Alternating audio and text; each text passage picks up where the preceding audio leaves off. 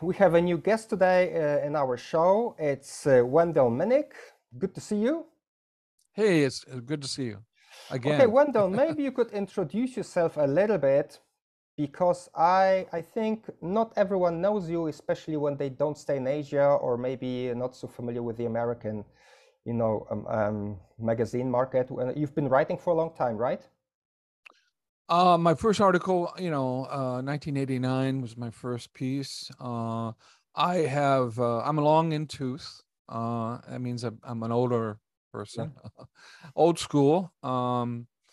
And I was a young child, not a young child, but a teenager during the Vietnam War, and I really enjoyed. I hate to say enjoyed, but I really got into the history of Asia, military conflict. Then pursued journalism as a. I wanted to be a war correspondent, and I really wanted to dig in deep. I love secret military stuff. It was just a childhood fantasy that became real. And you've been here 30 years in Taiwan, yes? Well, I started out in Hong Kong in 1990, just Okay. after the about 6 months after the Tiananmen incident, and I was there for a while. Wrote for Far East Economic Review, which was back then a Time magazine of sort for Asia. They did some really edgy investigative stuff, and I liked that. And then I traveled around Asia. I lived in Korea for a while. Didn't really enjoy that very much. Moved to Taiwan to visit a friend, and I stayed. And then I started working for Jane's Defense Weekly as a Taiwan correspondent, and then Defense News as Asia Bureau Chief. Asia Bureau Chief covered actually part of Middle East all the way over to, of course, the Pacific. So I was traveling constantly, mostly to air shows, not to wars. Military exhibitions, air shows. I saw all the equipment up close. I went to the Zhuhai Airshow, which is in China. Very hard to get into. I've been there 4 times. So I've been very fortunate to get that kind of access. Okay, But now I'm. we can talk Go maybe ahead. about it in detail, but the article that made you kind of world famous was the one about how the US Army could put their soldiers here on the ground pretending they are English teachers, right? That became viral long time ago. Oh my gosh. Well, that's called the Base in a Box program. We do that around the world. We create an NGO, and the Base in the Box system is that we have an NGO, and it doesn't have to be English teachers necessarily, but it can be a training program, educational program, and we bring over special operations people, and it's not an educational program at all, but they're still talking about that Base in a Box program using NGOs. There is an NGO here now. I don't know if you're aware of it. Sort of a militia they've created, the Taiwanese. Yes, I know Uh, about that. Yes. yeah, TTRDA. Where even Taiwan special operations people train because their facilities are not good enough. So that was one of the articles that got me in trouble. The educate NGO article. There were others. There were plenty of others that got me But in those people serious you just trouble. mentioned, they are like former operators, right? Like special The idea, forces. the Base in the Box idea, is to bring in former special ops people under a training education program for the Taiwan military. Um, and it's doable. We just need to get the money, or not me, but uh, I don't know if you're familiar with Blackwater, Yes, yes, the mercenary yes. company. They were here years ago, training Taiwan's National Security Bureau security people, um, and that was sort of where the genesis of this idea of Base in a Box program, NGO program, came about. But of course, Blackwater, changed its name, got in Yes. trouble. But I interacted with Blackwater quite a bit when they were here, and so that was one idea. I think it might be too late for a training program like that for Taiwan. there were some Green Berets and Yes. Marine Raiders here for evaluations. It was misreported as a training operation, but it wasn't. They came here to do evaluation only. And the reports back to State Department and the Pentagon were that the Taiwan Special Forces were not special at all. Okay. And that they needed certain equipment and training, and most of that training would have had to have occurred here, and that was a violation of the TRA, Taiwan Relations Act, and the State Department killed that program. So this is where the media gets stories wrong, that Okay. there are U.S. Special Forces here. There are not. And what about that NGO that you mentioned here, the one that operates?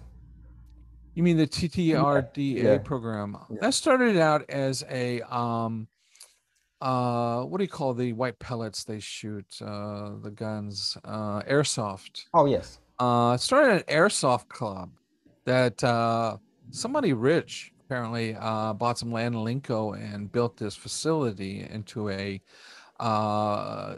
airsoft program, and then it expanded, Okay. and now we have the Taiwan's military police Nighthawks got caught training there because it was a better facility for close quarter combat. And others, people that go there, actually, a lot of special forces guys go there, special operations people go there. Um, and the government doesn't know quite what to do about it. They've tried to stop it, but they can't seem to close it down. They don't have real guns, Yes. but it's the tactics that they are learning. And they have seminars and they have programs that are very impressive, actually. I, I, I watched one of your interviews, and you were kind of pessimistic about the condition of Taiwan's of the Taiwan's security, and you said that Taiwan was compromised. And I wanted to ask you, that was a few years back. So do you think the situation now is better? You said in that interview that China might be able to turn the lights off in Taiwan. Has it improved? No, no. Taiwan has arrested, as well as the Americans have arrested people that were involved in Taiwan's C4, command control communications, C4 and electronic warfare upgrade program, which went on for about 10 years. And it seems to me that the 10 or 15 people they arrested were all critical assets for the Chinese on these programs. So yeah, we call it the electromagnetic spear. And when you lose that, you can turn off the lights quite literally. You can jam radar. You can do all kinds of things. You can send missiles in the wrong direction. You can, it's pretty scary stuff. And most of the spies that have been caught have been in that area. So yeah, it's a disaster. And that Um, was how long back? well, this has been going on for about 15 years. Ah, I had two good friends that were arrested uh, um in that program. Yeah, two Americans, yeah, that were busted. They were part of the one was the part of the well, they were both part of the Pentagon program. that Um, sounds bad. Well, yeah, here's the problem.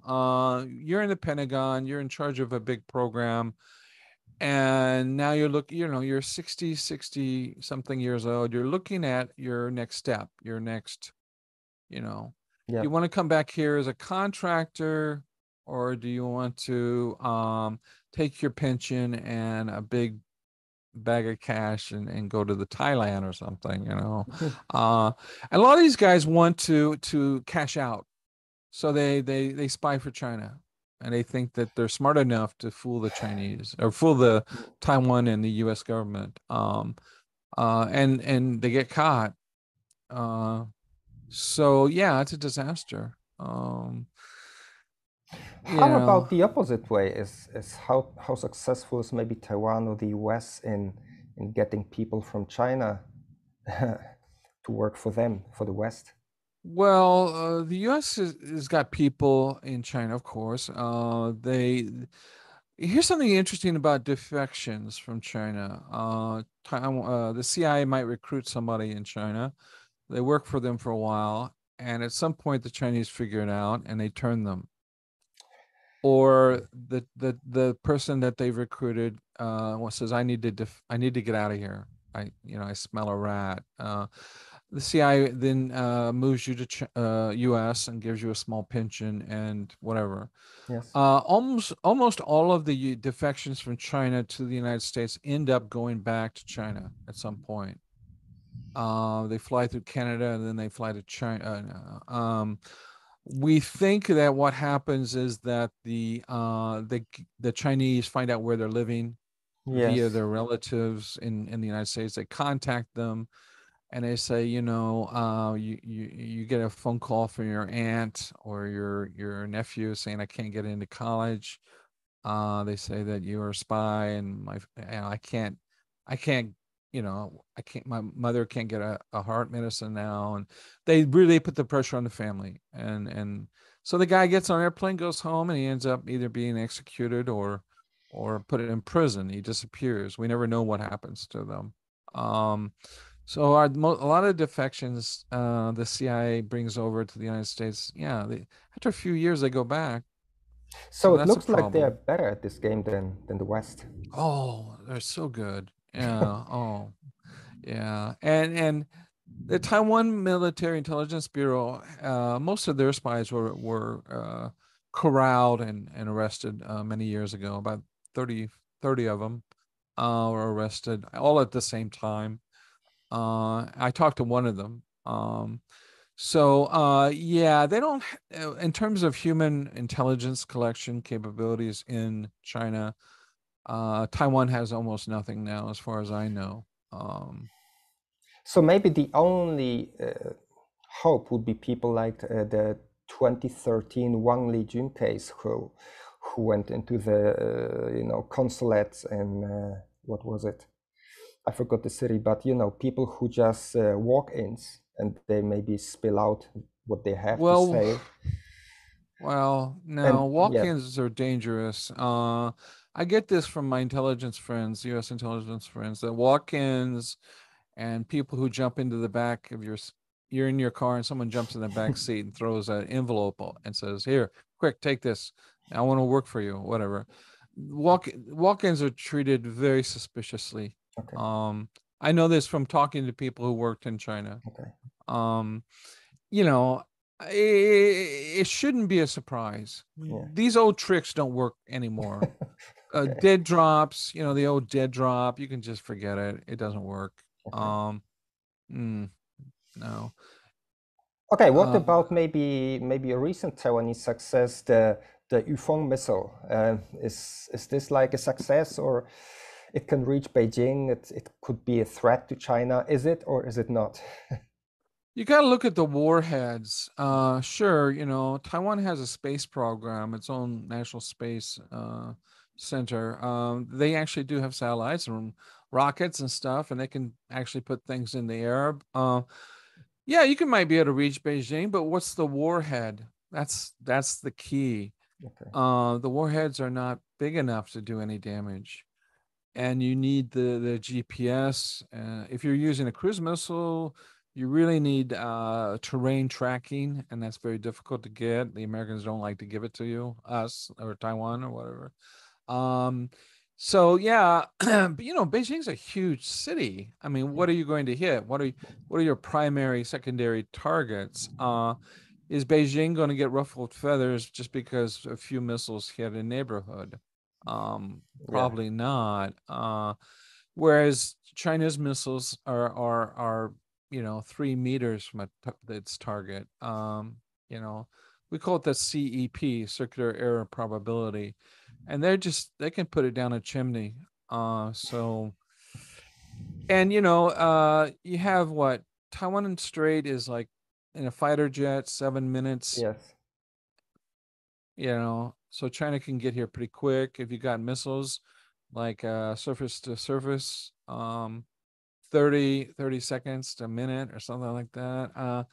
Yeah, you don't have much time here to dig in. The air bases will be knocked out pretty fast. And once the air bases are knocked out and the radar and the command and control, you can do anything you want now. You can sit back and have a beer and relax Okay. before your next attack. Okay. I'm not joking.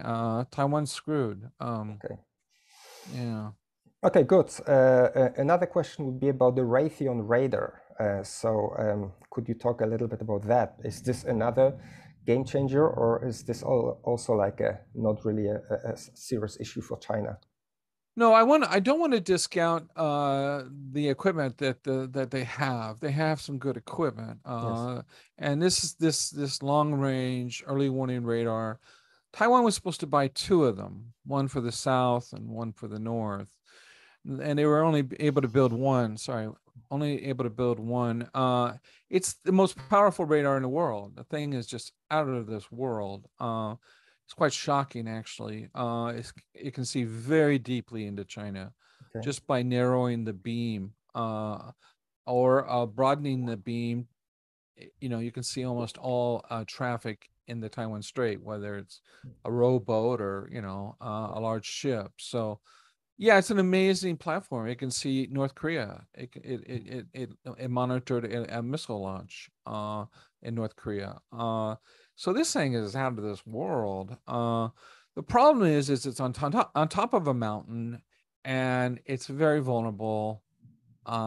We expect it to be gone within first few seconds of a war.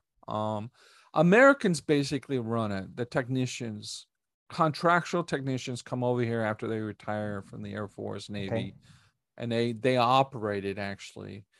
And there are rumors, I would say more than just rumors, that it is uplinked to a U.S. satellite.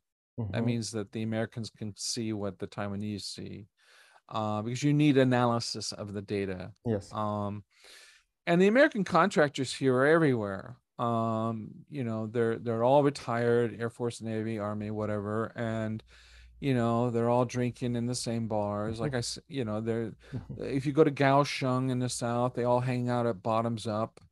You can go in there Friday night, and there's 30 of these guys in there, and they get drunk and they talk about their programs. There's not much of a secret left in Taiwan. So yeah, people say I have some magic trick of finding out secrets. I don't. I just buy them a beer, and then 20 minutes later, I know just about everything I need to know. Old school. Yeah. The new journalists don't do that. Yeah. The younger generation doesn't smoke, drink, or use swear words or whatever. So it helps to have a generation connection as well to these guys who are all my age, 50s and 60s. Yeah. Okay, so another question: what do you think holds China now back from attacking Taiwan? Like people always, juggle data, and is it this year, next year, in 5 years, 10 years? What's your take? When would it be? If it's technically possible, then why not? Yeah, that's a good question. Right now, some of my very best sources said it would have been this fall. Yeah. We expect either what we call the Mid-Autumn Moon Festival time period, or the spring, April. And this has to do with the currents in the Taiwan Yes. Strait, the moon. Yeah. So those are the best times across the strait or operate in the strait. Don't expect a Normandy style invasion of Taiwan. They'll bring platforms over later, but you still need that time period to do anything. The problem is do you want to start out in the fall and turn this into a 6-month campaign into April, or do you want to get it all wrapped up in a bundle and a bow in a week or 5 days? So you might show there's some pictures on the internet of Taiwan's presidential building that they built in China Yes, in, yes. in the desert. They practice taking that. That's quite shocking. So they're obviously getting ready and capturing what we might call decapitation strike on Taipei. Clearly, they want to get their hands on the president. So we'll see. Yeah, that's what one The of my guests said before, that that they learned from the Ukraine lesson, and they don't want the president, being a public person who, gets support from all over the world, and has publicity, and is like a representative of a poor, attacked nation. right. They want this out I of the w- picture. you've been here how long now? You've been 20 in years. Taiwan 20 20, years. and I've been Yeah. here 30. You know, I remember the martial law a little bit. Some of that, suspicion and watch. You couldn't. There was still paranoia of the government. What happened? I mean, Taiwan was like, Fortress Formosa, and now it's like Fantasy Island. You know, it's gone from like red in tooth and nail to red in lipstick and hot pink nail polish. Something has happened, and the Taiwanese are not Ukrainians. Ukrainians can eat bark off trees if they have to. Taiwanese, they just want their strawberry bubble Yes. tea. They don't have that. There's no Taiwan is not the Alamo. It is not, there's no Davy Crockett here. There's no 300 Spartans. Um, they have no interest in fighting a war. As the conscription for the military is 4 months. That's boot camp in the Then school. I could maybe say in Taiwan's favor, that's how it looked like in Hong Kong, before the Chinese came in. They were also standing up to.